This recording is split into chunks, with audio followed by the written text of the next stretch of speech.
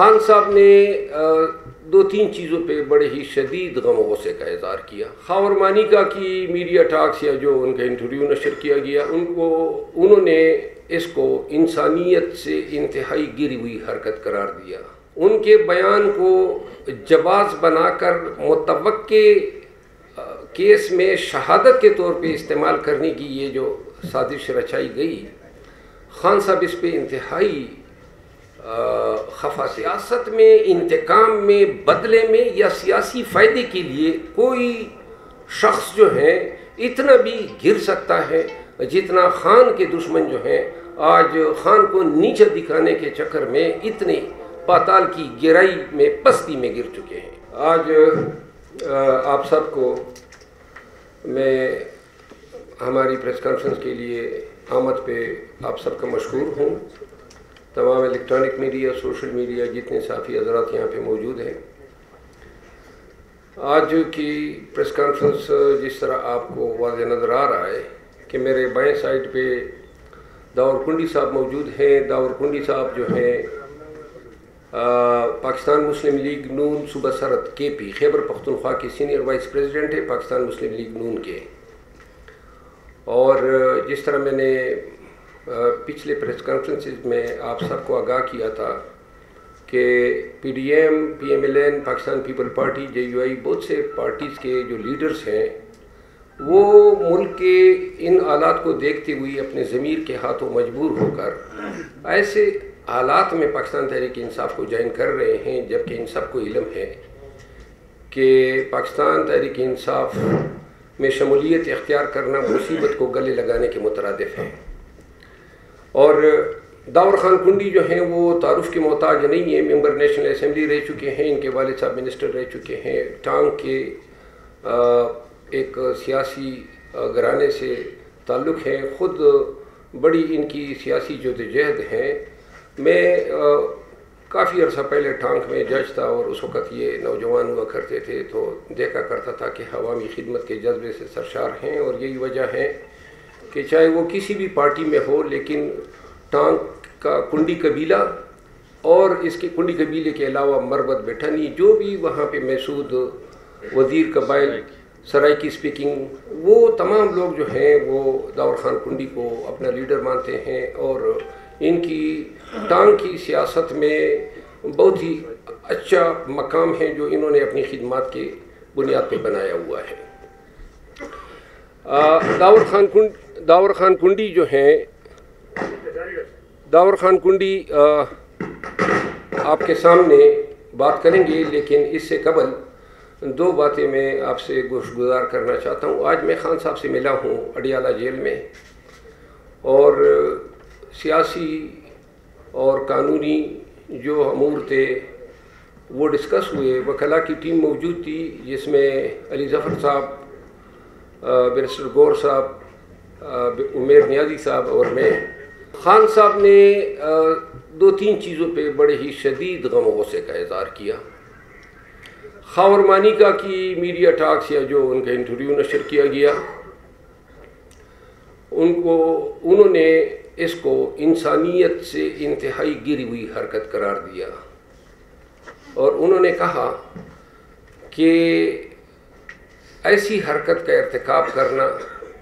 اور جان بوجھ کے ایک ایسے شخص سے یہ کہلوانا،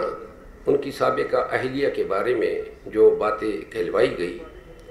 اور پھر جس بھونڈے انداز میں ان کے بیان کو جواز بنا کر متوقع کیس میں شہادت کے طور پہ استعمال کرنے کی یہ جو سازش رچائی گئی، خان صاحب اس پہ انتہائی خفا تھے، رنج میں تھے،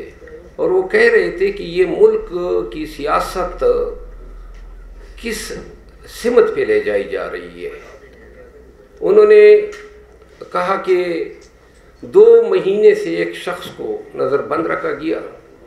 کرپشن کے چارج پہ پکڑا گیا، اور اچانک جو ہیں یہ بیان دلوا کے وہ کرپشن کے تمام چارجز سے چھٹکارا پا گیا۔ خان صاحب کی اس بیان میں تمام پاکستانیوں کے لیے ایک پیغام ہے کہ اگر ہمارے جو سماجی اور ہمارے جو روایتی ویلیوز ہے، کیا ہم اتنے بھی گر سکتے ہیں کہ ہم سیاسی عصبیت میں یا سیاسی منافرت میں، اب ایک تو جینوئن شہادت ہوتی ہے اور ایک آپ جھوٹ بلوا کے شہادت کنکاکٹ کرتے ہیں، کیا سیاست میں، انتقام میں، بدلے میں یا سیاسی فائدے کے لیے کوئی شخص جو ہے اتنا بھی گر سکتا ہے جتنا خان کے دشمن جو ہیں آج خان کو نیچے دکھانے کے چکر میں اتنے پاتال کی گہرائی میں، پستی میں گر چکے ہیں۔ خان نے دوسرا جو غم و غصے کا اظہار کیا وہ علی نواز آوان کی جو تصویر آئی، اور انہوں نے کہا کہ 2 مہینے سے ایک شخص کو اٹھایا گیا ہے، اس سے پہلے ان کا کاروبار تباہ و برباد کیا گیا، پورے پاکستانیوں کے سامنے ہے، پھر ان کا گھر گرایا گیا، اور پھر اغوا ہو کے اچانک تحریک استحکام کے ساتھ نظر۔ خان صاحب نے کہا کہ اگر ایسی حرکات و سکنات سے کوئی پارٹی بن سکتی ہے تو لوگ جو ہیں جوک در جوک ہزاروں، لاکھوں اور کروڑوں کی تعداد میں پاکستان تحریک انصاف کے ساتھ آج کھڑے نہ ہوتے۔ انہوں نے کہا کہ تحریک استحکام کے لیے ایسی حرکتیں ہی اس پارٹی کو اپنی موت آپ مروا چکی ہیں، اور کہا کہ جہانگیر ترین اور علیم خان جو ہیں وہ اپنی قسمت آزمائی کر لیں، الیکشن میں ان کی ضمانت جو ہے ضبط ہوگی۔ انہوں نے پارٹی کو سختی سے تاکید کی کہ علی نواز آوان جو ہیں اس کے حوالے سے کوئی ان کے خلاف بیان نہیں دیا جائے گا، اور پارٹی یہ سمجھتی ہے کہ ان شخص کو جن حالات میں لے جایا گیا تو اس فعل کو پارٹی کنڈون کرتی ہے، اور پارٹی جو ہے سمجھتی ہے کہ اگر وہ ادھر ان کی صف میں کڑا بھی نظر آ رہا ہے تو ہمیں آج بھی وہ اپنے دل کے عزیز ہے۔ تیسری بات خان صاحب نے میاں نواز شریف صاحب کے حوالے سے کی، اور انہوں نے کہا کہ جس طریقے سے یہ لیول پلینگ فیلڈ کے نعرے لگا رہے ہیں اور کہتے ہیں کہ یہ لیول پلینگ فیلڈ دے رہے ہیں، تو انہوں نے کہا کیا الیکشن کمیشن کو اور سپریم کورٹ آف پاکستان کو نظر نہیں آ رہا ہے کہ پاکستان تحریک انصاف کے ساتھ جو زیادتی اور ظلم ہو رہا ہے، الیکشن سر پہ ہیں اور آپ ہمارے ورکر کو جلسوں کی اجازت نہیں دے رہے ہیں۔ آج بھی یونین کونسل کی سطح پہ خوف اور ڈر کے سائے جو ہیں وہ پی ٹی آئی کے ورکر تک پھیلائے جا چکے ہیں۔ انہوں نے کہا کہ اگر اس طریقے سے نواز شریف